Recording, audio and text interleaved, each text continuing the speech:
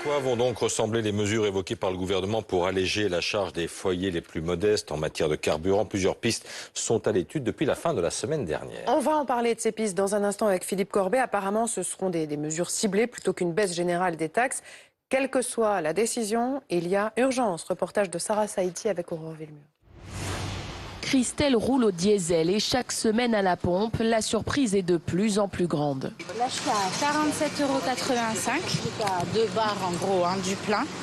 Donc on peut s'attendre à plus de 60 € le plein complet. Une flambée des prix du carburant qui inquiète cette esthéticienne. Ça joue énormément sur mon budget.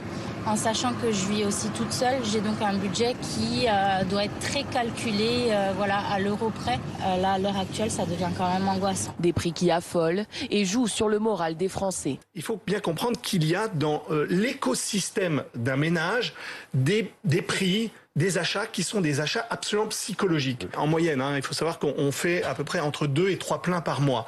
Eh bien, lorsque vous changez de dizaine à la pompe, là, vous vous dites attention, vraiment les prix augmentés. C'est pour ça que ça se cristallise très très fortement. Des Français prêts à changer leurs habitudes pour économiser. Je vous dis franchement, je limite même mes déplacements. Je marche à pied des fois obligé. Regardez le prix, gasoil 1,71. On travaille pour ça, on paye que ça, c'est trop. Une flambée due à la reprise économique mondiale et qui devrait se poursuivre dans les prochains mois. C'est un mouvement parce qu'on est sur une lancée. Et une lancée, ça ne s'arrête pas comme ça en appuyant sur un bouton. Ça peut continuer dans les premiers mois de l'année 2022. Les usagers, eux, attendent des mesures fortes du gouvernement qui devrait faire des annonces dans les prochains jours. Mesures fortes, Philippe Corbet, lesquelles? Alors en fait, ça devrait être une sorte de chèque carburant un peu sur le modèle du chèque énergie dont bénéficient déjà près de 6 millions de foyers. Ce sera un dispositif ciblé, c'est ce que nous dit au gouvernement, ciblé sur les foyers les plus modestes et ceux qui possèdent une voiture. Alors il reste encore à définir les modalités, qui exactement, quand, combien et pour combien de temps. Tout ça, c'est de l'ingénierie dans la mesure qui doit être tranchée dans les 2 prochains jours.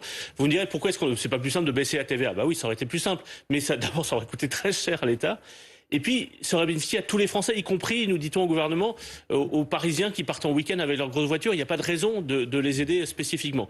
Et puis, par ailleurs, il y aura un autre problème, c'est qu'une baisse générale des taxes, eh bien, ce serait une mesure qui serait perçue comme anti-environnement dans un contexte. Ça donne l'impression de subventionner le carbone, en fait. Bon, vous disiez qui, combien, quand? On a une idée quand de quand va intervenir l'annonce? Bah oui. Alors l'annonce probablement mercredi, au plus tard jeudi, en tout cas cette semaine. Carburant, comment réduire la facture? Ce sera le thème de Focus Première tout à l'heure à 8h20. Et puis un autre rendez-vous important sur BFM TV, émission spéciale consacrée au pouvoir d'achat. Pouvoir d'achat à tout prix, mercredi soir, 21h, avec Bruno Le Maire, le ministre de l'économie et des finances. Débat donc autour d'Aurélie Casse et de Nicolas Dose. On en vient à l'épidémie de Covid avec une question qui va se poser de plus en plus dans les semaines qui viennent.